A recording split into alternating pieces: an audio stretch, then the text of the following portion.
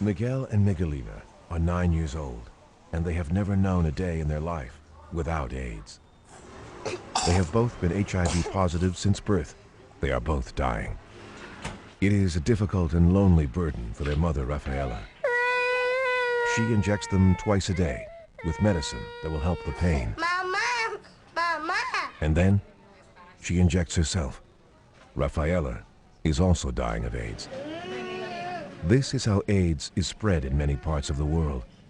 Husbands to wives, mothers to their infants.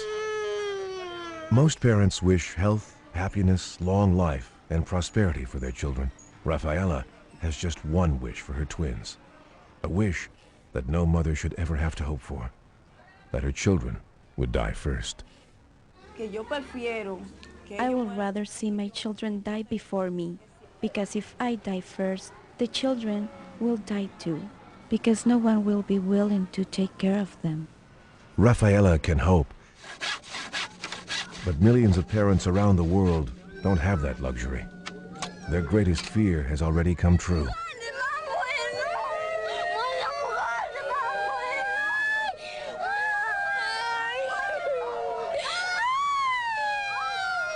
These are the hidden faces of AIDS. These are the victims that we don't always see. This community in Malawi, Africa, is home to less than 8,000 people.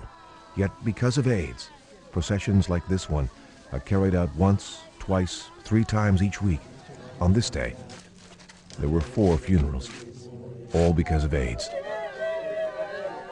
These scenes are taking place all over the world. AIDS destroys more than 3 million lives each year. Worldwide, more than 40 million people are living with the AIDS virus. In Africa, AIDS is devastating the entire continent, eliminating a whole generation. But burying the dead is not the most wearisome task. More difficult still is tending to the living. Rebecca Potiphar's husband died of a cough. In this part of the world, that's what they call the disease that no one wants to talk about. The disease they associate with such long and painful deaths. Her 2 daughters also died, leaving Rebecca with 7 grandchildren to raise. A burdensome task made even more difficult since Rebecca herself is suffering from the symptoms of AIDS. My biggest fear is that I don't have a husband. And in case I die, who will take care of my children? They will need a lot of things, but who will provide for them? Rebecca's story echoes those of women all over Africa, and indeed all over the world. AIDS places an enormous burden on extended families. The elderly, who should be resting in the care of their children, are becoming parents all over again. And children, like Rebecca's granddaughter Nora, are forced into adulthood at a very young age, taking on the role of caregiver and parent to younger siblings. In addition to pain, poverty is also a hallmark of AIDS.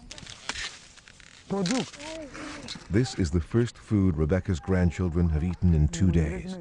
When the breadwinner of a family dies or is unable to work, the entire family suffers. And when both breadwinners die, orphan children are forced to leave school and provide for themselves. Orphans like Eseza in Uganda. She is both mother and father to her sister and cousins, in charge of providing food, shelter, and care for the younger children. At the age of 9, Eseza is the head of the household.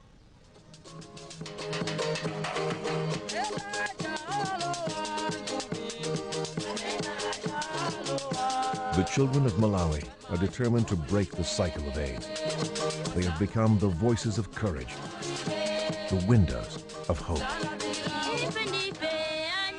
This club performs twice a month in the village.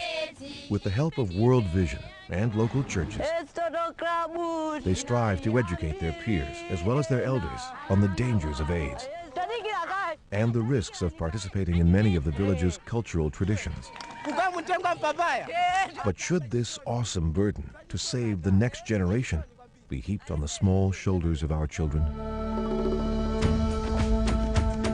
World Vision is on the forefront of the AIDS crisis. Right now, our staff is mobilizing communities, teaching them how to protect themselves against the spread of AIDS. We are equipping the uninfected to remain HIV-free by teaching abstinence and faithfulness in marriage, and providing youth with the counseling and education they need to make smart choices. We are also offering hope in Christ to the dying and caring for the physical, emotional, and spiritual needs of the orphans and widows left behind. World Vision is committed to caring for communities and extended families devastated by this epidemic. For 50 years, we have been providing good nutrition, basic health care, and skills training. Present tense, then past tense. We are also making it possible to keep children in school even after their parents have died. And we are providing economic assistance to affected families through our micro-enterprise programs. The problem is enormous, but together we can make a difference in the life of one child, one father, one mother. A mother like Rafaela, whose one wish is that she would outlive her children so that they would be cared for until the moment they die. Rafaela's wish was granted. 6 weeks after we met them, Miguel and Miguelina died. As Christians, we are motivated by God's message of love. That love is what our staff demonstrates every day. Please join us. Together, we can stop the cycle of suffering. Together, we can unmask and embrace the hidden faces of AIDS.